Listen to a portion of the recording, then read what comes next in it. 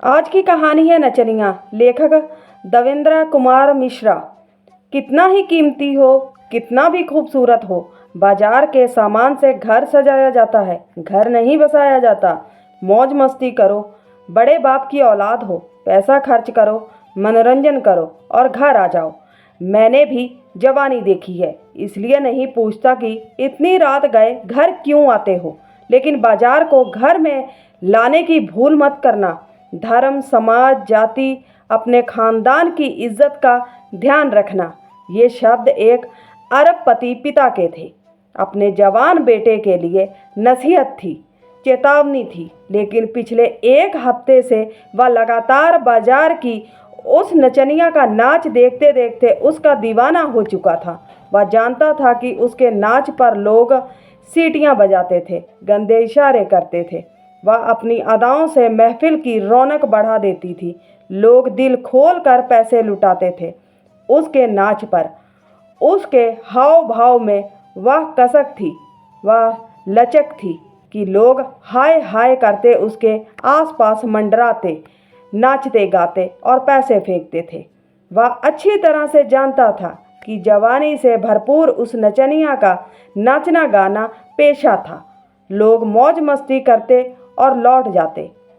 लौटा वह भी, लेकिन उसके दिलो दिमाग पर उस नचनिया का जादू चढ़ चुका था। वह लौटा, लेकिन अपने मन में उसे साथ लेकर। उफ, बला की खूबसूरती, उसकी गजब की अदाएं, लहराती जुल्फें, मस्ती भरी आंखें, गुलाब जैसे होंठ, वह बलखाती कमर, वह बाली उम्र, वह दूधिया गोरापन, वह मचलती कमर। हंसती तो लगता चांद निकल आया हो।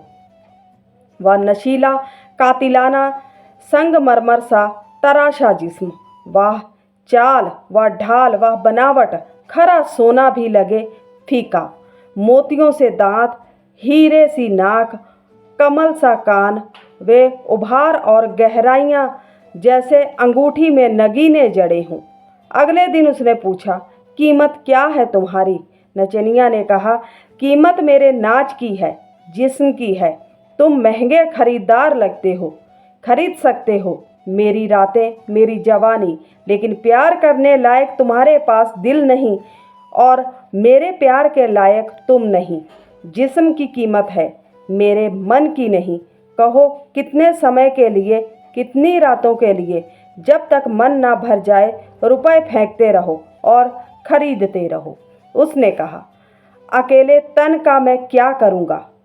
मन बेच सकती हो, चंद रातों के लिए नहीं, हमेशा के लिए।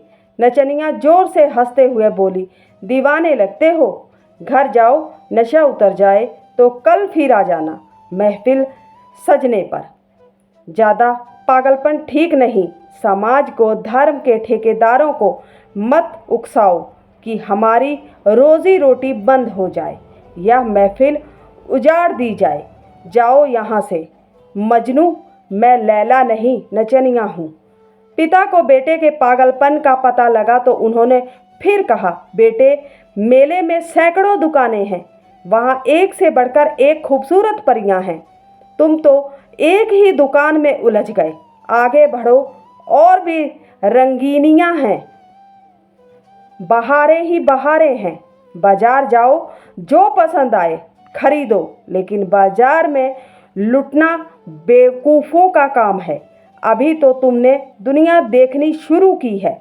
मेरे बेटे, एक दिल होता है हर आदमी के पास, इसे संभाल कर रखो किसी ऊंचे घराने की लड़की के लिए। लेकिन बेटा क्या करे, नाम ही प्रेम था, प्रेम कर बैठा। वह नचनिया की कातिल निगाहों का शिकार हो चुका था। उसकी आंखों की गहराइयों में प्रेम का दिल डूब चुका था। अगर दिल एक है तो जान भी तो एक ही है, और उसकी जान नचनिया के दिल में कैद हो चुकी थी।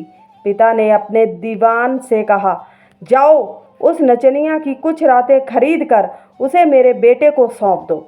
जिस्म की गर्मी उतरते ही खिंचाव खत्म हो जाएगा, दीवानगी का काला साया उतर जाएगा। नचनिया सेठ के फार्म हाउस पर थी और प्रेम के सामने थी।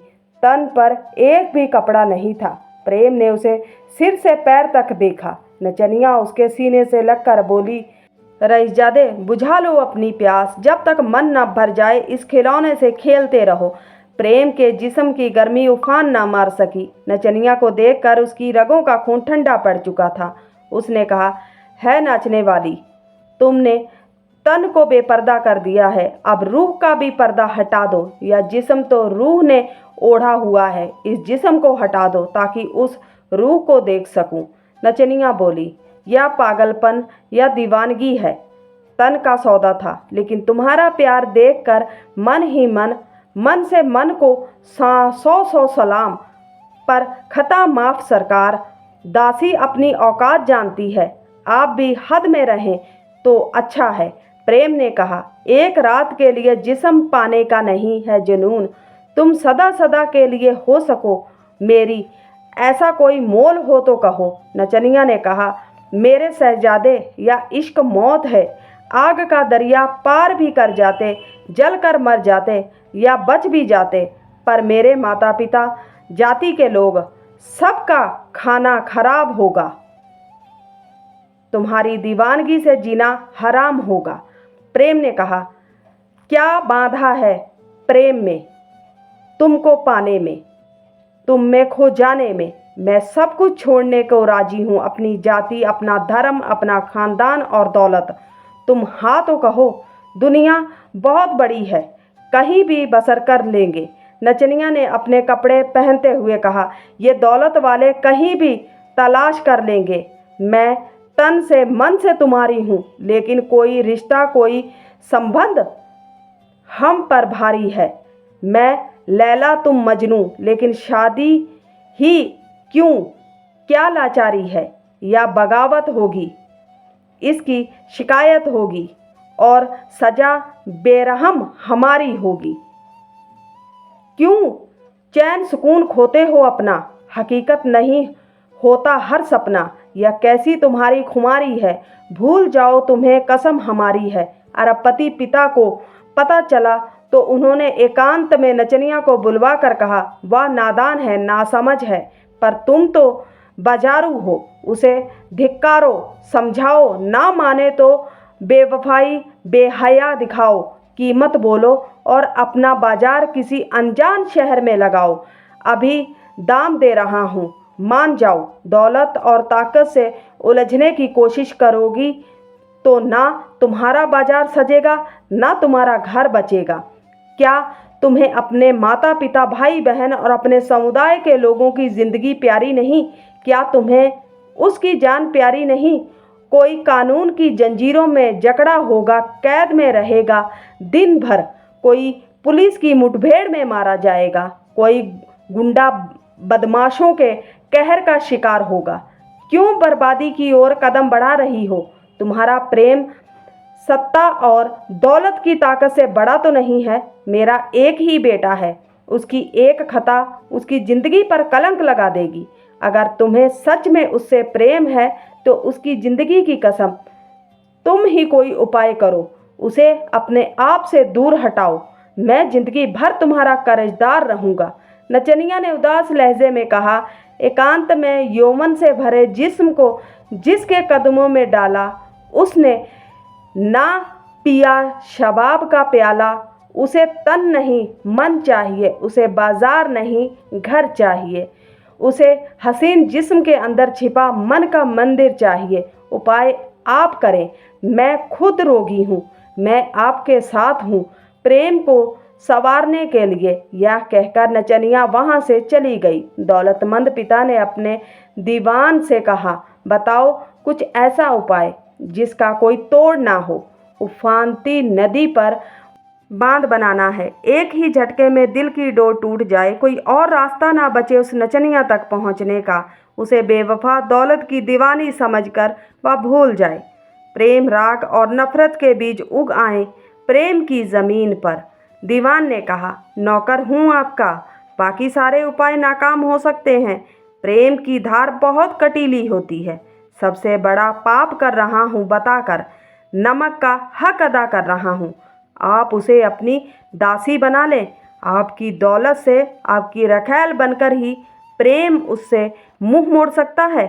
फिर अमीरों का ख्याल रखना तो शौक रहा है। कहाँ किसको पता चलता है, जो चल भी जाए पता तो आपकी अमीरी में 4 चांद ही लगेंगे। नचनिया को बुलाकर बताया गया। प्रस्ताव सुनकर उसे दौलत भरे दिमाग की नीचता पर गुस्सा भी आया, लेकिन यदि प्रेम को बचाने की यही एक शर्त है तो उसे सबके हित के लिए स्वीकारना था। उसने रो रो कर खुद को बार बार चुप कराया तो वह बन गई अपने दीवाने की नाजायज़ माँ। प्रेम तक यह खबर पहुंची कि बाजारू थी बिक गई दौलत के लालच में। जिसे तुम्हारी प्रेमिका से पत्नी बनाना था वह रुपए की हवस में तुम्हारे पिता की रखैल बन गई। प्रेम ने सुना तो पहली चोट से रो पड़ा। वह पिंजरे में बंद पंछी की तरह फड़फड़ाया, लड़खड़ाया, लड़खड़ा कर गिरा और ऐसा गिरा कि संभल ना सका। वह किससे क्या कहता? क्या पिता से कहता कि मेरी प्रेमिका तुम्हारी हो गई? क्या जमाने से कहता कि पिता ने मेरे प्रेम को अपना प्रेम बना लिया? क्या समझाता खुद को कि अब वह मेरी प्रेमिका नहीं, मेरी नाजायज़ सौतेली माँ है? वह बोल ना सका तो बोलना बंद कर दिया। उसने हमेशा हमेशा के लिए खुद को गूंगा बना लिया। उसने पिता यह सोचकर हैरान था कि जिंदगी भर पैसा कमाया औलाद की खुशी के लिए, उसी औलाद की जान छीन ली दौलत की धमक से। क्या पता दीवानगी, क्या जाने दिल की दुनिया, प्यार की अहमियत। वह दौलत को ही सब कुछ समझता रहा। अब दौलत की कैद में वह अरबपति पिता भटक रहा है, अपने पापों का प्रायश्चित करता हुआ हर रोज़। उम्मीद करते हैं आज की कहानी आपको अच्छी लगी होगी। अच्छी लगी है तो सपोर्ट कीजिए। मिलते हैं किसी नई कहानी के साथ, तब तक के लिए बाय।